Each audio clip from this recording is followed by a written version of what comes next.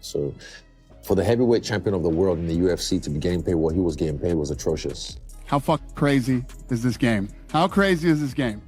It's one of those ones where you just sit here for like the next week going, what the happened there, you know? So here's what went down over the past 23 years. The UFC's biggest names are finally breaking their silence. When Sean Strickland pulled off that massive upset against Israel Adesanya, nobody could have predicted the chaos that would follow. We're talking about explosive claims against Dana White, mind-blowing pay details, and insider secrets about what's really happening behind the scenes at the world's biggest MMA promotion. The upset that changed everything. Would you say this is one of the biggest upsets in the history? Yeah, I mean, if you think about Australia, the two biggest upsets ever in the men's and women's division has happened in Australia. Israel looked like he was in slow motion. He looked like he couldn't get off. He looked like he was really stiff tonight. He looked very slow. Let me take you back to September 2023, to this crazy night in Sydney, Australia, that completely flipped the middleweight division upside down and started a controversy that's still raging today. UFC 23 was meant to be Adesanya's big moment, his triumphant homecoming to Australia, where he'd defend his belt against someone who, based on reports and insider info, Dana White himself thought had no business being in that octagon. Everyone expected another dominant showing from the last stylebender. Another highlight for his already incredible legacy. Did you catch that bombshell revelation? Let me break down exactly what Israel Adesanya just confessed. Because this is absolutely massive. Dana White, the UFC president who built his empire on the idea that fighters should always be ready to compete and that the best rise to the top through constant battles. This exact same guy actually tried to talk his own middleweight champion out of taking a fight. Number one is, this is what sport makes the most money. Number one is Formula One. They make almost $11 million a year. Just think about how earth-shattering that admission really is. This is the same person who spent decades telling us that UFC fighters are independent contractors who earn what they deserve. The same guy who's brushed off countless complaints about fighter pay by pointing to all the opportunities his company creates, yet when one of his most profitable, marketable, and popular stars wanted to get in there and fight, like fighters are supposed to do, White's response was basically, hey, you've earned enough money, don't take the risk. Just take some time off. But what's the real reason? Why would Dana White want to shield Adesanya from Sean Strickland? The truth, like almost everything in the fight game, comes down to money, profit margins, and revenue forecasts. Based on community discussions and insider reports that surfaced after that night, this was all about cold, hard business calculations. Yeah, it was like, you know, after my first UFC fight where I made 6-6, all my friends thought I was a millionaire because I was on TV in the UFC. They're like, you're a UFC fighter, you're a millionaire now. You made 12 grand. I made 12 grand. And I paid out like 6 or 7 just to my coaches and taxes. And taxes. Right, exactly. So, you know, I had like 6 or 7 left over, and I had like 20 of my closest friends from high school, and you know, I picked up a check. It was like $2,000 or $3,000 dinner, and then I'm like, what the fuck, dude? My whole paycheck's gone now. Adesanya was being treated like the golden goose of the middleweight division. His incredible ability to sell fights and mainstream appeal made him incredibly valuable to the company's bottom line. Losing to someone like Strickland, a guy the UFC supposedly worried might embarrass them because of his controversial personality, his unfiltered opinions, and his tendency to say things that corporate sponsors wouldn't appreciate, could completely destroy that carefully built brand. Plus, there was a bigger money fight on the horizon. A matchup against Dricus du Plessis that White thought would bring in way more revenue, more pay-per-view sales, more mainstream buzz. By telling Adesanya to chill out, White was basically asking his champion to sit on the bench, patiently waiting for the fight that would make the company the most cash, no matter what Adesanya actually wanted. But Israel Adesanya, to his credit, went completely stubborn, as he put it so perfectly. He wanted to compete in Sydney, to perform for his fans in that region. He wasn't going to let business calculations control his career path. That choice, as we all know now, completely destroyed his title reign. How do you feel about how the Francis situation has been handled? Dana said they're having dinner. They had dinner before he went to Cameroon. And I feel that's a good first step, definitely. I don't know what was said. I haven't talked to Francis yet, but that's their business. And I felt like some of the stuff that was happening before the Francis fight, I was not a fan of. I just felt like certain things should, like I said, this is business, man. Something, you can't get too personal. It's business, and money is always around. What you're seeing here is Dana White at UFC 2093, trying to wrap his head around what he'd later call one of the most shocking upsets in UFC history. Sean Strickland, the guy who supposedly had no shot at being champion, the man who many thought didn't belong in the same cage as the great Israel Adesanya, completely dominated the middleweight king in a way that absolutely nobody predicted. The numbers tell the whole story of domination. Strickland connected on 53% of his strikes, while Adesanya only landed 34%, methodically breaking down a champion who looked, in White's own confused words, really stiff and very slow. But here's what makes this whole situation truly incredible on so many levels. While the sports world was still trying to process this massive upset, still attempting to understand how Strickland had pulled off the impossible, Sean Strickland was getting ready for a completely different battle altogether. A battle against the entire system that had just made him champion. I've got teammates who are at that level in the UFC, and I know what some of them have to go through to make ends meet. So I feel like this is like the NBA of fighting, man, the NFL of fighting. Like, or not just MMA, or fighting. I really think so. So I feel like we shouldn't have to have, rookies, if you will. In the NBA, the rookies, they get nice checks. They don't have a second job. So why does, Joe Blow have to have a second job or a third job, or have to scrounge for pennies for his next camp or whatever? I feel like... You see, Strickland wasn't just preparing to beat Israel Adesanya inside that cage.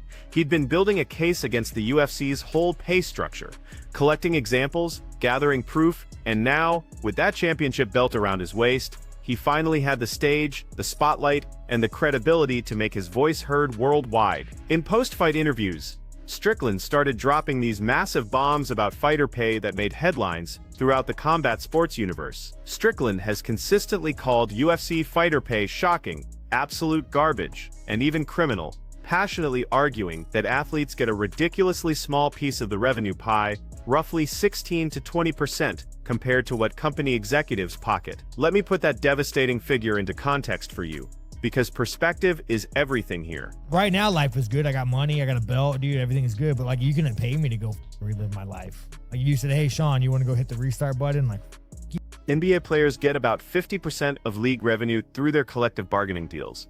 NFL players see around 48%. Major League Baseball has similar numbers, but in the UFC, the company that claims to be the top combat sports promotion on the planet, fighters are taking home less than a fifth of what the organization makes from their blood, sweat, broken bones, and brain damage. Strickland was determined to make sure everyone knew exactly what that really meant. Things got even more explosive when details came out about Strickland's pay for his next fight. After becoming middleweight champion by beating one of the most accomplished fighters in UFC history, after pulling off one of the sport's greatest upsets ever, Sean Strickland reportedly got offered just $200,000 base pay to fight Paulo Costa at UFC. According to his own social media posts, when fans tried to guess his purse, Strickland confirmed it was close to $200 to show, $200 to win. But actually way less. Think about that reality. A reigning champion coming off one of the sport's biggest upset wins ever, getting offered what amounts to pocket change in professional sports, and Strickland definitely wasn't keeping quiet about it. In this explosive, passionate, and brutally honest chat with Daniel Cormier before UFC 302, the champion absolutely destroyed Dana White and the UFC's pay structure, pointing out specific examples of the massive gap between what executives profit and what fighters actually earn. He didn't hold back, didn't soften anything, and clearly didn't worry about what it might cost his career. Maybe the most damaging revelation happened when Strickland learned something that put the whole fighter pay argument into shocking historical perspective. In another conversation that blew up across social media, Strickland expressed genuine shock when he found out that former fighter Quinton Rampage Jackson had made $7 million from one fight against Chuck Liddell, thanks to a good pay-per-view deal that existed before Dana White took full control of fighter purses. $7 million from a single fight under the old system that White systematically destroyed. Then Strickland revealed something even more significant and potentially explosive. His own lawyer had negotiated a similar deal that White was legally required to honor. This wasn't just speculation or whining from an unhappy fighter. Strickland was showing actual proof that modern UFC contracts systematically undervalue fighters compared to deals that existed back in the organization's earlier pre-monopoly era. To really grasp the size, scope, and importance of what Sean Strickland and so many others have been battling for years, we need to look behind the curtain at the UFC's pay structure and examine carefully how they've kept fighter pay down for decades. The controversy around fighter pay in the UFC goes way beyond individual contract fights or personal conflicts with Dana White, as interesting as those stories might be. The UFC under Zuffa LLC and later TKO Group Holdings has systematically kept fighter pay low through what legal experts call monopsonistic practices. In simple terms, that means using their dominant, almost monopolistic position to artificially limit what fighters can make, regardless of how much revenue they bring in. These aren't just wild accusations from bitter athletes looking for a quick payday or trying to get back at an organization that wronged them. The proof has come from unsealed court documents, leaked contracts that reached journalists, and behind-the-scenes communications revealed through the Lee versus Zuffa antitrust class action lawsuits.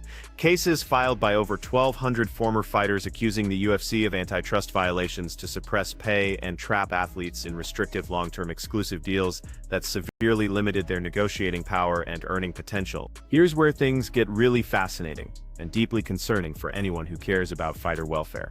In December 2025, a Nevada judge ordered Dana White himself to testify under oath about missing records related to fighter pay discussions and contract information.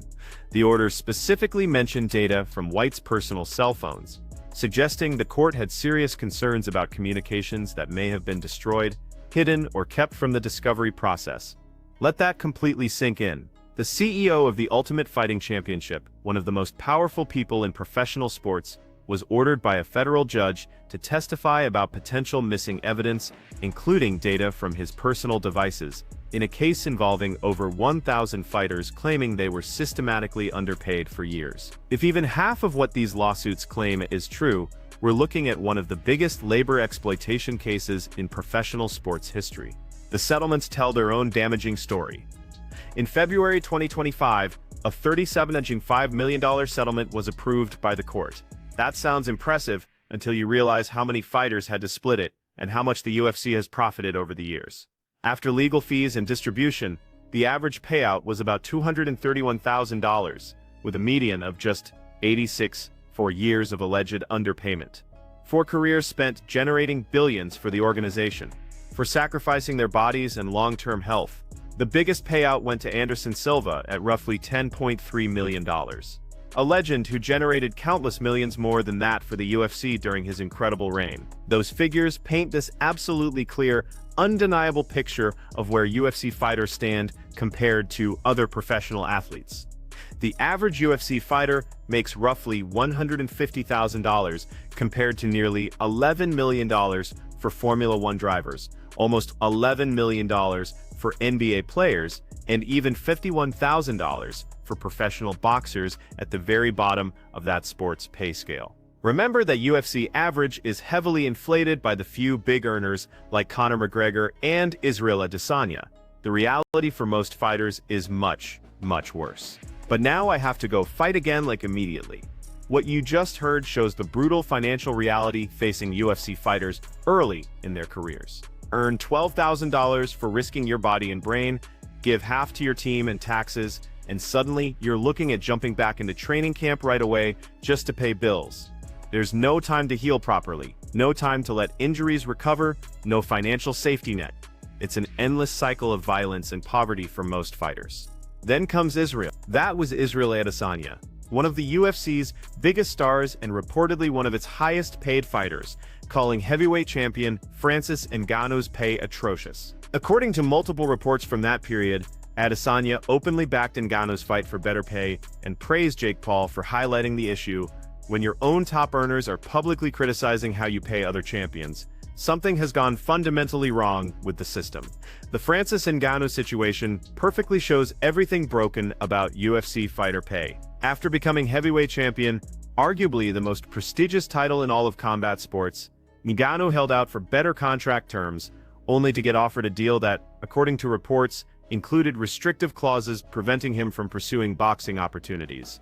When he rejected the offer and left the organization, he was stripped of his title. His history with the UFC has reportedly been minimized, or even erased in later promotions. Adesanya himself publicly called out the UFC for trying to whitewash Ngannou from history, saying, "We need to fix this."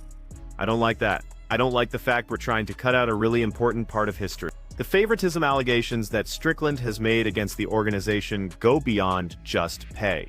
He's directly accused White of giving Adesanya special treatment that other fighters don't get.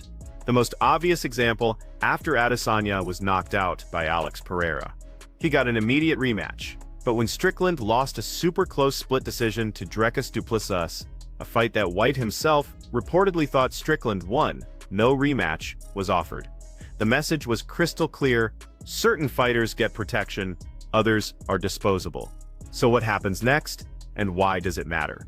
The fighter pay battle we've been diving into isn't just about Sean Strickland, Israel Adesanya, or even Dana White as individuals, important as their stories are. It's about the basic question of how value should be shared in professional combat sports, and whether the current system can survive the growing pressure from athletes, fans, legal challenges, and public attention. One of the most overlooked parts of this whole saga is how the Strickland-Adesanya rivalry has actually affected UFC business in surprising ways.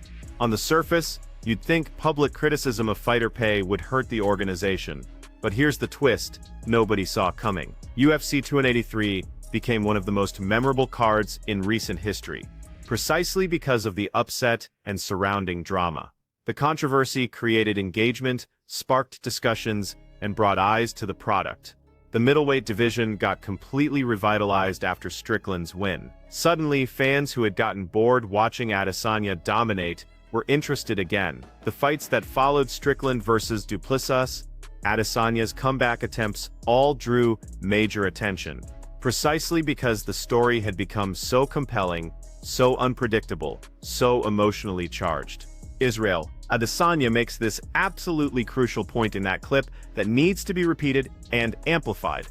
The UFC markets itself as the top organization in combat sports, the NBA of fighting, as he perfectly puts it. But NBA rookies get guaranteed contracts worth millions from day one in the league. They don't need second jobs. They don't have to scrape together pennies to fund their training camps. The gap between how the UFC presents itself in the market and how it actually pays its athletes is becoming harder and harder to justify or defend. The outside pressure on the UFC keeps building from all directions at once. Jake Paul, whatever you think of him as a fighter or person, has successfully brought massive attention to fighter pay issues through his public battles with Dana White. Paul's campaign highlighted that no major sports organization pays its athletes as poorly as the UFC. While his motivations might be selfish, the platform he provides is undeniably valuable for the cause. Organizations like the PFL have tried to offer better terms to attract Trat, and the ongoing antitrust litigation keeps exposing internal documents that paint an ugly picture of how the UFC has operated for decades. The question of what comes next hangs over this entire situation like a storm cloud. As of early 2026, no major structural changes to the UFC's pay model have been reported despite the settlements, lawsuits, and public outcry. Dana White has consistently said that fighter pay won't change dramatically under his leadership. Bonuses, while occasionally increased for special events, have generally stayed at $50,000 for Fight and Performance of the Night awards. What you just heard was Sean Strickland reflecting on his incredible journey, recognizing that he's reached financial security while making it absolutely clear that the road to get there was brutal, traumatic, and filled with pain. This, maybe more than any statistic or legal document, captures what's really on the line in this ongoing debate about fighter pay.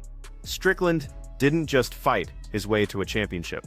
He survived a childhood filled with trauma, violence, and chaos that would have destroyed most people. In emotional interviews, he's detailed abuse, homeschooling due to behavioral problems, getting kicked out of school for hate crimes as an angry young man, searching for identity, and finding and fighting a way to channel pain that might otherwise have completely consumed him. When he finally reached the peak of his sport, when he achieved something only a handful of humans ever accomplish, he discovered the system valued his contributions at a tiny fraction of what it made from his work. The fighter pay debate isn't just about contract numbers.